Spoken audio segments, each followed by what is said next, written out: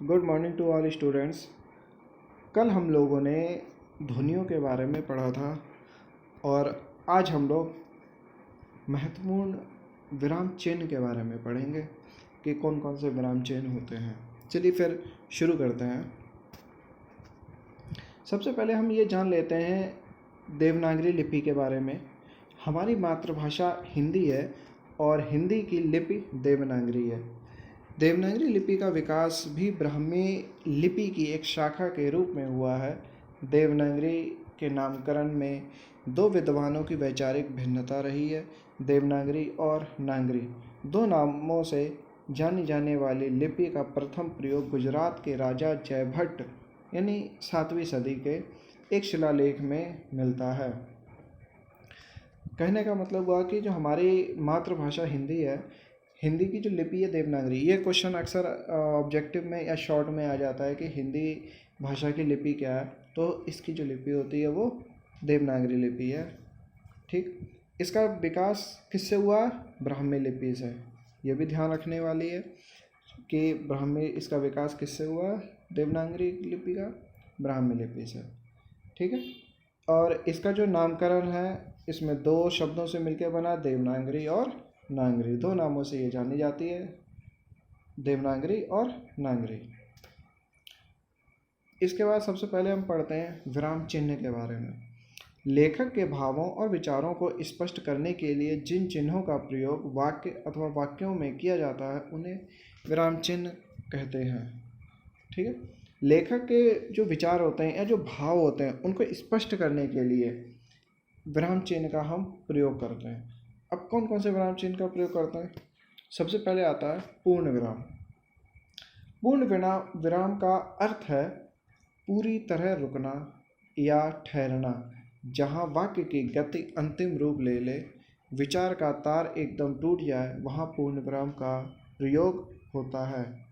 ठीक है, पूर्ण विराम का मतलब होता है एकदम से रुक जाना, ठहरना, या ऐसे हम कह सकते हैं कि जो हमारा विचार है, जो हमारा वाक्य है वो एकदम से टूट जाए, उसका किसी से कोई लेना देना ना हो। जैसे फॉर एग्जांपल्स, यह हाथी है या वह लड़का है, मैं आदमी हूँ। ठीक है, ये पूर्ण विराम के कुछ एग्जांपल्स हैं। इन वाक्यों में सभी एक दूसरे से स्वतंत्र हैं, सबके विचार अपने में पूर्ण हैं। ऐसी स्थिति में प्रत्येक वाक्य के अंत में पूर्ण विराम लगना चाहिए। इसका दूसरा आता है अर्ध विराम। यदि एक वाक्य या वाक्यांश के साथ दूसरे का दूर का संबंध बतलाना हो तो वहाँ अर्ध विराम का प्रयोग होता है। इस प्रकार की वाक्य रचना में वाक्यांश एक दूसरे से स्वतंत्र होते हुए भी एक वाक्य के अंतर्गत होने के कारण एक दूसरे से संबंध रखते हैं। ऐसे वाक्यांशों में अर्ध विराम लगाकर एक को दूसरे से अलग किया जाता है। ठीक, जो अर्ध विराम होता है, जब दो लाइनों को हम जोड़ते हैं, दो लाइनों को हम अर्ध विराम से जोड़ते हैं, यानी कि पहली जो लाइन होती है उसका संबंध अगर दूसरी लाइन से है तो हम उसमें अर्ध विराम का प्रयोग करते हैं, और अगर संबंध नहीं है तो पूर्ण विराम का प्रयोग करते हैं। जैसे वह एक धूर्त आदमी है, ऐसा उसके मित्र भी मानते हैं। ठीक, वह एक धूर्त आदमी है ये पता है, लेकिन उसके मित्र भी ऐसा मानते हैं, यानी कि जो पहली लाइन है उसका मतलब दूसरी लाइन से उसका संबंध है, इसलिए यहाँ पे अर्धविराम का प्रयोग हुआ। ये जो चिन्ह लगा हुआ दिख रहा है, ये जो चिन्ह है, ये चिन्ह अर्धविराम का। यह घड़ी ज़्यादा दिनों तक नहीं चलेगी, ये बहुत सस्ती है। ठीक, तो चलेगी, ये बहुत सस्ती है, इसके बीच में अर्धविराम का चिन्ह लगा।